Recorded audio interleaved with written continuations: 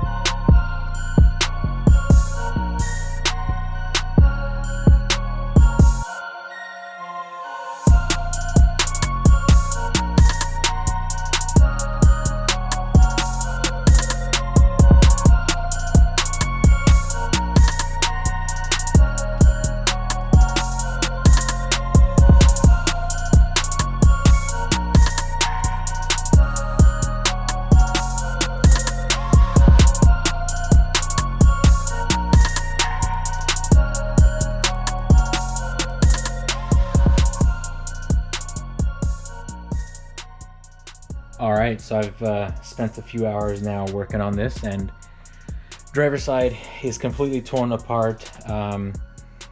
I've started to reassemble it, but I can't do a whole lot until I get the welder out here to start doing his piece. I don't want to encroach in the areas where he's got to weld and make it harder to do so. So here, let's take a look. So the bypass hoop needs a spot to weld here, here, and then it attaches obviously at the top here.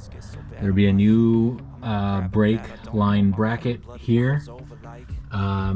Eventually I'm gonna need to work on this a little bit more, but the limit strap attaches from here up to the frame here.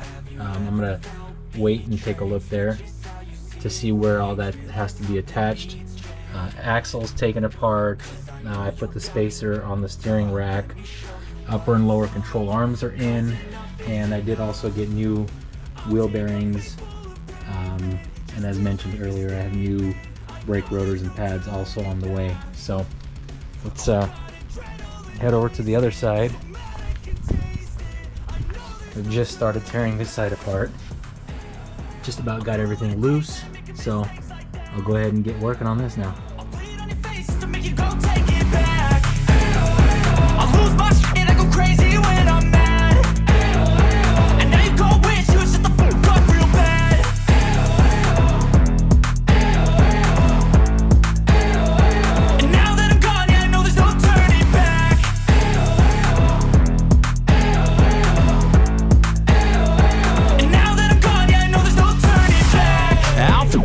I'ma poke a hole through you, choking's overdue. Come at me and you won't get any older, dude. Crack your holder too. Heating up inside of me, blood so violently. Thanks for trying me. Now it's finally time to see how this rivalry becomes a dynasty.